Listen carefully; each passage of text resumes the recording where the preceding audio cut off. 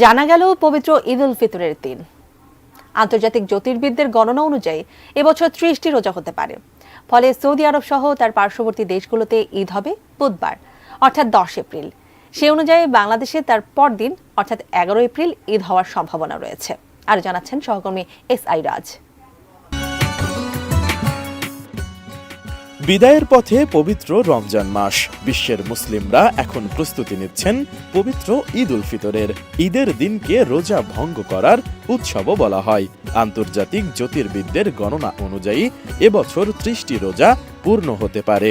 ফলে সৌদি আরব সহ তার পার্শ্ববর্তী দেশগুলোতে বুধবার পবিত্র ঈদ উল ফিতর অনুষ্ঠিত হবে। সে অনুযায়ী বাংলাদেশে আগামী 11 এপ্রিল অর্থাৎ বৃহস্পতিবার পবিত্র ঈদ উল ফিতর অনুষ্ঠিত হওয়ার সম্ভাবনা রয়েছে।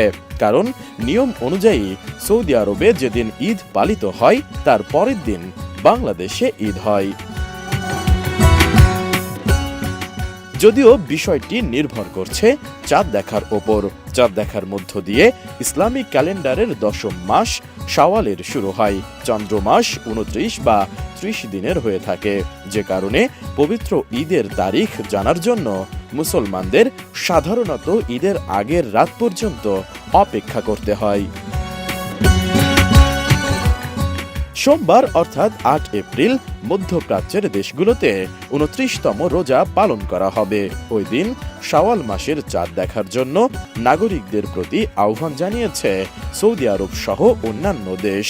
যদি সোমবার শাওয়ালের নতুন চাঁদ দেখা যায় তাহলে মধ্যপ্রাচ্যের দেশগুলোতে পরদিন মঙ্গলবার অর্থাৎ 9 এপ্রিল পবিত্র ঈদ উল ফিতর অনুষ্ঠিত হবে। আর চাঁদ দেখা না গেলে 30টি রোজা পূর্ণ করতে আরও একদিন রোজা রাখবেন মুসলমানরা। সেক্ষেত্রে মধ্যপ্রাচ্যে ঈদ উল ফিতর অনুষ্ঠিত হবে 10 এপ্রিল। ইসলামিক ক্যালেন্ডার অনুযায়ী প্রত্যেক আরবি মাস 29 নাকি 30 দিন হবে তা নির্ভর করে চাঁদ দেখতে পাওয়ার ওপর।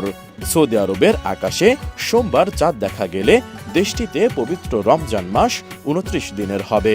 পরদিন মঙ্গলবার দেশটিতে পবিত্র ঈদ উল ফিতর পালন করা হবে। আর যদি চাঁদ দেখা না যায় তাহলে তার পরের দিন অর্থাৎ বুধবার দেশটিতে ঈদ উল ফিতর অনুষ্ঠিত হবে। সাধারণত মধ্যপ্রাচ্যের দেশগুলোতে ঈদ অনুষ্ঠিত হওয়ার পরদিন বাংলাদেশ ও এশিয়ার অন্যান্য দেশে ঈদ উদযাপন করা হয়।